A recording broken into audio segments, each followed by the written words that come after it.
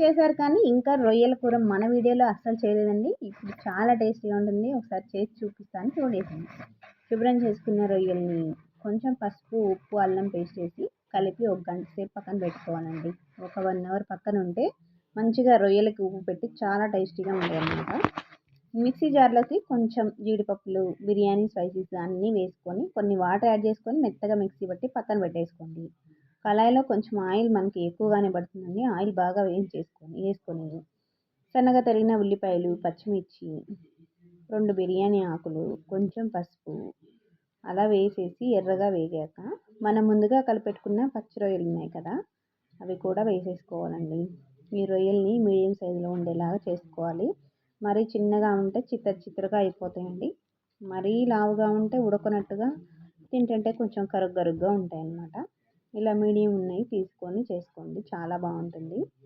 ఇలా ఒకసారి కలిపేసి మూత పెట్టి ఉడికించేసి కొంచెం అల్లం పేస్ట్ కూడా వేసుకొని రొయ్యల నుంచి ఇలా వాటర్ వస్తాయి కదా, ఈ వాటర్ అన్నీ ఇంకిపోయేంత వరకు ఉడికించేసేయాలి. ఫ్లేమ్ని లోలో పెట్టేసుకొని ఇలా ఆయిల్ సపరేట్ అయినాక మన టేస్ట్కి తగ్గట్టుగా కారం, ఉప్పు కూడా వేసేసుకోవాలండి. కారం కొంచెం ఎక్కువగా వేసుకుంటేనే మనకి నీచు వాసన అలా రాకుండా చాలా బాగుంటుంది. టేస్ట్ కూడా మనకి స్పైసీగా చాలా బాగుంటుందన్నమాట. అలా ఒకసారి వేసి కలిపేసి మూత పెట్టి మధ్యలో తిప్పుకుంటూ ఉండాలన్నమాట. మనం ముందుగా మిక్సీ పట్టుకున్న కాజు పేస్ట్ ఉంది కదా, అది కూడా వేసుకోవాలండి. ఇప్పుడు కరెక్ట్గా మనకి ఈ పేస్ట్ వేసాక అడుగంటుతూ ఉంటుంది. మధ్యలో మూత తీసి కలుపుకుంటూ ఉండాలి, చూసుకోవాలి. ఫ్లేమ్ని మీడియంలో పెట్టేసుకోవాలండి. ఈ పేస్ట్ వేయటం వల్ల టేస్ట్ అయితే చాలా బాగుంటుందండి. తప్పకుండా మిస్ అవ్వకుండా వేయండి. ఒకసారి వేసుకొని చూడండి, మీరు పొద్దాకా అదే వేసుకుంటూ ఉంటారు.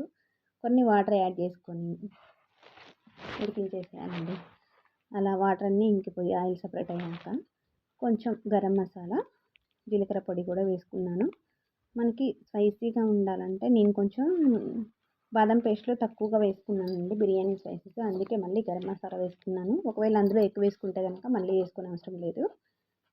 అలా వేసేసుకొని జీలకర్ర పొడి కూడా వేసుకొని ఆయిల్ అలా సపరేట్ అయిపోవడంలో కొంచెం కరివేపాకు వేసుకొని అది కూడా మగ్గాక కొంచెం ఫైనల్గా కొత్తిమీర వేసేసుకోవాలి. నేను ముందుగానే జీడిపప్పులు వేయించి పక్కన పెట్టేసుకున్నానండి, అవి కూడా వేసేసుకుంటే అంతేనండి. మనకి రెస్టారెంట్ స్టైల్కి చాలా బాగుంటుందండి. టేస్ట్ కూడా చాలా బాగుంటుంది. అసలు తిన్న వాళ్ళు కూడా చాలా బాగా తింటారు. నేనైతే మా పిల్లలకి చికెన్ అని పెట్టాను, వాళ్ళైతే చాలా బాగుంది మమ్మీ టేస్ట్ అనుకుంటూ, అసలు రొయ్యలు తినరు. అలాంటి వాళ్ళు చాలా బాగా తిన్నాక చెప్పేశాను.